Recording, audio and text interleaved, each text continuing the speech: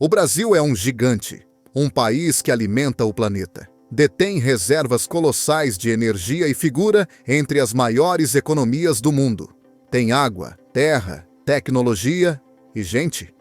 Ainda assim, existe uma sensação difícil de ignorar. A sensação de que o país está sempre quase lá, nunca em colapso total, nunca realmente desenvolvido, sempre no meio do caminho.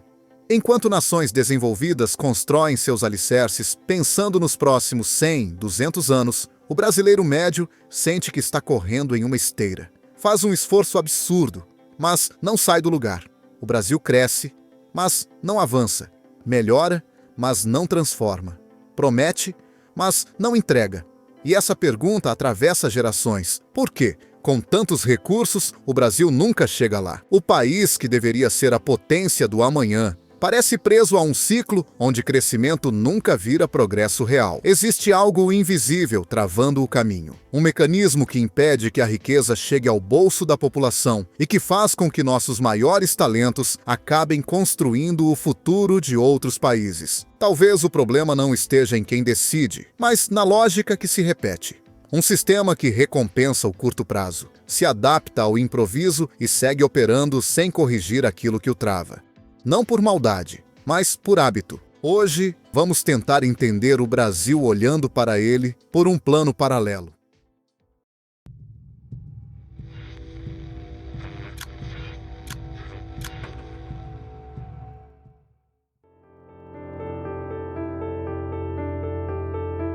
Para entender por que o Brasil nunca chega lá, a primeira coisa que precisa mudar é a escala de tempo. Algumas das sociedades mais desenvolvidas do mundo hoje levaram séculos para chegar onde estão. A Catedral de Notre-Dame começou a ser construída em 1163 e levou quase 200 anos para ficar pronta.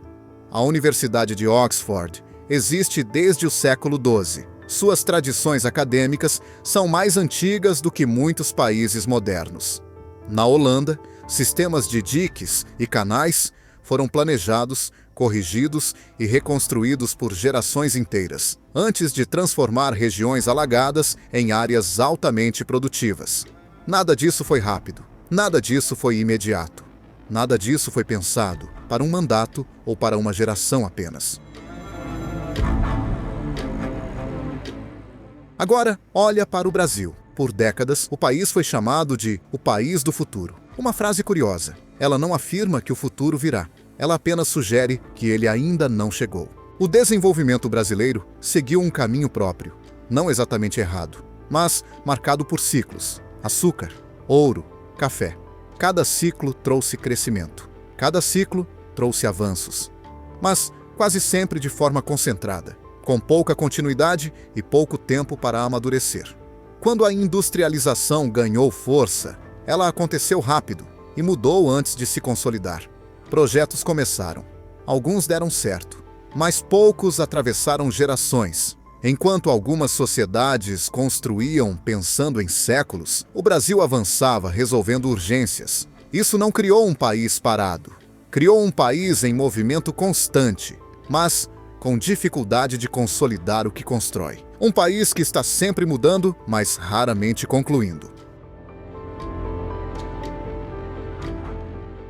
Esse padrão histórico ajuda a entender os travamentos atuais do Brasil. Eles não estão na superfície, estão na estrutura.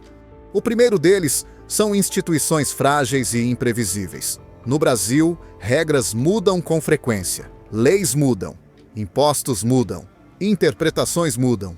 Quem tem poder se protege, quem não tem, se adapta. Isso dificulta investimento de longo prazo, planejamento e inovação. Países que chegaram lá não são perfeitos, mas são previsíveis. No Brasil, o futuro costuma ser incerto demais para apostas longas. O segundo travamento está na educação que não vira produtividade. O país ampliou o acesso ao ensino, formou milhões de pessoas, multiplicou diplomas, mas a produtividade quase não acompanhou. E aqui aparece um fenômeno conhecido no mundo inteiro: A fuga de cérebros. O Brasil investe pesado na formação de mestres, doutores, pesquisadores, universidades públicas, bolsas, anos de estudo. Mas muitos desses profissionais não encontram indústria de ponta, laboratórios avançados ou projetos tecnológicos complexos no próprio país e acabam indo trabalhar fora, em empresas como Google, Intel, Microsoft, Amazon,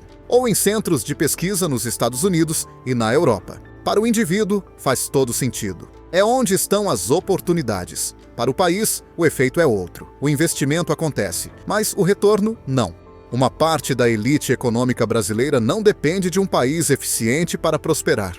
É possível lucrar mesmo com instabilidade, burocracia e desigualdade. O sistema não colapsa porque ele funciona. Só que funciona para poucos. E enquanto isso for verdade, a pressão por mudanças profundas sempre será limitada. Ajuda a explicar por que tanta gente sente que está sempre correndo, mas sem sair do lugar. Salários crescem pouco, oportunidades são escassas, e quase tudo exige esforço dobrado. Isso não é falta de mérito individual, é um sistema que impõe limites invisíveis. A pergunta, então, não é se o Brasil pode chegar lá. Ele pode, mas talvez não do jeito que nos ensinaram a imaginar. Talvez o Brasil nunca tenha chegado lá porque nunca decidiu, como sociedade, onde exatamente é lá. Desenvolvimento não é só crescer, não é só enriquecer, não é só prometer. É escolher regras estáveis, pensar no longo prazo e aceitar que mudar de verdade incomoda quem se beneficia da confusão. Talvez o Brasil não seja um país do futuro. Talvez seja um país preso a um presente que se repete. E enquanto isso não mudar, o lá vai continuar sempre logo ali. Talvez o problema nunca tenha sido falta de potencial. Talvez nunca tenha sido falta de recurso. Talvez tenha sido falta de direção. Porque um país não chega lá por acaso. Ele chega quando decide, de forma consistente, quem quer ser. E por quanto tempo está disposto a construir. A pergunta que fica não é apenas por que o Brasil nunca chega lá, mas onde exatamente é lá para você? E o que precisaria mudar para que esse lugar deixasse de ser sempre distante? Se esse vídeo te fez pensar, se ele te ajudou a enxergar o Brasil por um plano paralelo, se inscreve no canal. Nos vemos no próximo vídeo.